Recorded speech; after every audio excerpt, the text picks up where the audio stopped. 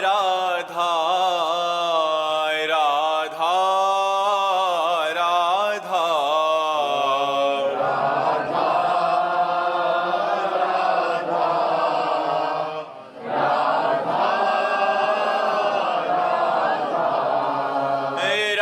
राधा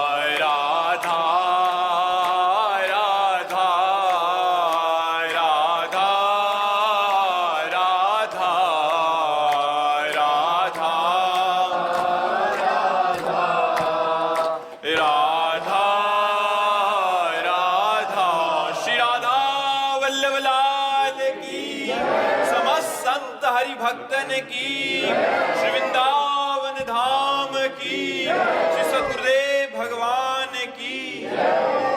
श्री हरिवंश महाराज जी इस शरीर से पाप हो गया है। पति से द्वेष भावना के कारण मैंने पर पुरुष से संबंध बना लिए थे। अब मुझे बहुत जलन हो रही है। मैं पाप कर दिया महाराज जी, इस पाप का स्वीकार करती हूँ। बट अब यही तो आज के वातावरण में यही सब बातें फैल रही हैं। इसीलिए तो कहते हैं कहीं ना कहीं आप अध्यात्म से जुड़ी हैं, तभी आपके हृदय में जलन हो रही। नहीं, किसको जलन होती है? किसको जलन होती है? तो मनोरंजन माना जा रहा है आज के समाज में। पर अगर हो सके तो लौटो, अपने पति की तरफ भगवत भाव लाओ। चाहे जैसा पति हो, अंध बधिर क्रोधी अति दीना, ऐसे पति कर किए अपमाना, नारी पाव जमपुर दुख नाना, जो शास्त्र कहता है।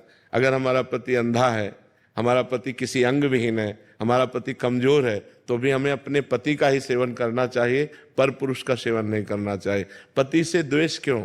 अच्छा, आज की ऐसी स्थिति बनती जा रही है, अब पति दूसरी स्त्री से प्यार कर रहा है तो कहती लो फिर हम तुमको दिखाती हूँ, वो दूसरे पुरुष से प्यार कर रहे हैं। अब करे तो क्या करे? मतलब जब तक दोनों पक्ष नहीं संभलेंगे तब तक एक पक्ष को कैसे संभाला जा सकता है? अब पत्नी देख रही कि उसका पति जो है वो उसके सामने किसी दूसरी स्त्री को लेके घर आ रहा है, अब वो क्या करे? समस्या मतलब ऐसी समस्याएं पड़ जाती हैं कि कुछ अच्छी बच्चियां चलना चाहती हैं अच्छे से, लेकिन ऐसी परिस्थिति होती है जैसे उसने कहा कि हम अपने पति के द्वेषवश, तो किन्हीं कारणों से द्वेष हुआ ना, तो उसको भी लगता है अच्छा तुम ऐसा कर रहे हो तो फिर हम ऐसा करके दिखाते। लेकिन हमें लगता है हमें अपने चरित्र को पावन रखना चाहिए, चरित्र को दूषित नहीं करना चाहिए। अब भगवान की शरण में हो, नाम जप करो, नाम कीर्तन करो, आगे से ऐसी गलती मत करना। अगर पति के ऐसे आचरण हैं जिनके द्वारा आपको दुख पहुंचता है तो भले आप उस दुख को सह ले, लेकिन आप गंदा आचरण ना करें। हमें तो यही लगता है आप अपने जीवन को भगवान की शरण में रखकर पवित्र रखें, और अगर हो सके तो अपने प्यार से पति को वश में करें। ऐसा प्यार प्रस्तुत करें कि पति तुम्हारे अनुकूल हो जाए। ऐसा नहीं है, बहुत से बिगड़ेलों को स्त्रियों ने सुधार दिया, बहुत से बिगड़ेलों को सुधार दिया अपने प्यार के वशीभूत होकर। तो हमें लगता है हमें सुधरना चाहिए, गंदे आचरणों की तरफ हमें नहीं बढ़ना चाहिए। पति प्रेम ही भगवान की तरफ बढ़ा सकता है, व्यभिचार नहीं। व्यभिचार तो नरक ले जाएगा, पक्की बात समझ लो। पंडित विजय शर्मा जी अजमेर से। राधे राधे।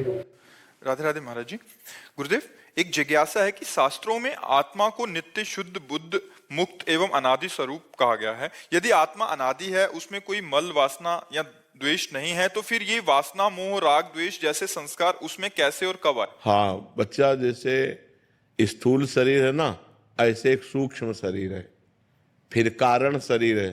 कारण शरीर जो स्थूल और सूक्ष्म का निर्माता है, सतोगुण रजोगुण तमोगुण से उसकी सृष्टि है। कारण शरीर की। त्रिगुणात्मिका माया के मिश्रण को ही कारण शरीर कहते हैं, जिसे स्वभाव कहा गया है। लेकिन जो सूक्ष्म शरीर है उसमें जो मन है, बुद्धि है, चित्त है और चौथा जो अहंकार है, उस अहंकार में आत्मा भ्रमवश अपना मैंपन कर लिया, मेरापन कर लिया। बस इसी से उसको जन्म मरण की प्राप्ति होती है। अब वो अहंकार विमूढ़ आत्मा करता हमिति मन्यते, यद्यपि वो निर्लेप है, निर्विकार है, अकर्ता है, फिर भी वो मैं करता हूं, मैं भोगता हूं, मैं देखता हूं, ये अंतःकरण के अहम धर्म से युक्त हो जाने के कारण, अंतःकरण में ममत्व हो जाने के कारण, अंतःकरण के अहम में मैं हो जाने के कारण उसको दुर्गति या सदगति भोगनी पड़ती है। उच्च लोकों में या अधोलोकों में जाना पड़ता है। पुण्य कर्म करता है तो उच्च लोकों में जाता है, पाप कर्म करता है तो अधोलोकों में जाता है, और ज्ञान प्राप्त हो जाता है, कर्ता हो जाता है तो अपने स्वरूप में स्थित हो जाता है। समझ पा रहे हो आप?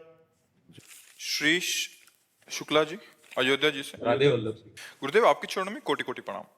गुरुदेव, अंतरात्मा की आवाज और कामना जनित मन की आवाज को कैसे पता करें कि अंतरात्मा परमात्मा की आवाज कौन सी है विकट प्रतिकूल परिस्थिति में? जो अंतरात्मा शास्त्र प्रमाणित है वो तो अंतरात्मा की आवाज है, और जो इंद्रियों को लेकर भोगों की इच्छा प्रकट करे वो मन की आवाज है।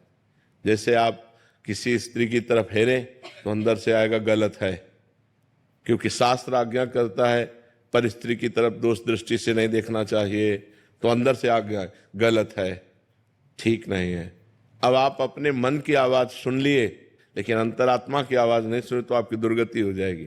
अंतरात्मा की आवाज शास्त्र प्रमाणित होगी, मतलब सत्य होगी, मंगलमय होगी, पर उसको वही मान सकता है जो नाम जप करता है कि नहीं, हमारा हृदय नहीं कहता मैं ऐसा करूं। और अगर कहीं भूल चूक से गलती हो गई तो जलेगा हृदय और दोबारा नहीं करेगा। तो अंतरात्मा जो भगवान की आवाज होती है वो शास्त्र प्रमाणित होती है, मतलब निष्पाप आवाज होती है, उसमें पाप कभी नहीं हो सकता। और जो पाप की आवाज होती है वो मन की आवाज होती है कि चलो ऐसा कर लेते हैं, चलो ये खा लेते हैं, चलो ये देख लेते हैं, चलो ये भोग लेते हैं। वो अंदर से वासना जो उत्पन्न करता है वो मन करता है, और जो निर्वासनिक आवाज होती है ये गलत है, वो परमात्मा की आवाज होती है। अंदर विराजमान परमात्मा सबके, वो उसकी आवाज होती है। तो जी जैसे विषम परिस्थिति में तुरंत पता नहीं चल पाता है, ऐसे प्रतिकूल परिस्थिति आई तो फिर? तो प्रतिकूल परिस्थिति आई तो आप एकाग्र हो और परमात्मा से पूछो, उसी समय एकाग्र हो कि हे प्रभु मेरे अंदर प्रेरणा करो, मैं इस विपत्ति से कैसे निकलूं, या मुझे ऐसी सामर्थ्य दीजिए कि मैं इस विपत्ति को सह लूं। दोनों बातें हैं। अगर विपत्ति आई है तो मुझे सहने की सामर्थ्य दो, या इस विपत्ति से निकलने की सामर्थ्य दो। भगवान से प्रार्थना करो, जरूर वो अवश्य सुनेंगे, और किसी न किसी रूप में। मान लो आप अंदर की बात नहीं समझ पाते हो तो बाहर से किसी न किसी रूप में आके आपको समझा देंगे। कोई शास्त्र की बात आ गई, कोई क्लिप संत के प्रवचन की निकल पड़ी, या अंदर से बात आ गई, या कोई व्यक्ति आके समझाने लगा, वो परमात्मा ही होगा जो आपको समझाएगा उस समय। विपत्ति के समय हमको एकाग्र होकर केवल भगवान का आश्रय लेना चाहिए। अगर भगवान का आश्रय लिया तो विपत्ति विपत्ति नहीं रह जाएगी। आदमी तभी आश्रय लेता जब कोई आश्रय नहीं रह जाता। ये सबसे बड़ी गलती है। विपत्ति आते ही भगवान का आश्रय नहीं लिया जाता, फोनों का आश्रय लिया जाता है। उनका फोन नंबर लगाओ, उस व्यक्ति से मिलो। जब सब जगह निराशा होती है तब आखिरी में भगवान, जैसे द्रौपदी जी, पहले 5 पतियों का भरोसा, फिर सभापतियों का भरोसा जो भीष्मादि द्रोणाचार्य आदि, फिर अपने बाहु का भरोसा, फिर अपने दांतों का भरोसा। जब देखा अब कुछ नहीं तब श्री कृष्ण का भरोसा। और जहां श्री कृष्ण का भरोसा वहां विपत्ति नहीं रहती। वस्त्र रूप में भगवान वस्त्रावतार हो गया, खींचते खींचते दुशासन हार गया, पर यहां से वस्त्र नहीं हटा पाया। इसलिए विपत्ति आते ही सबसे पहले हमें भगवान का सुमिरन करना चाहिए, भगवान से प्रार्थना करनी चाहिए। कमल शर्मा जी, गुरु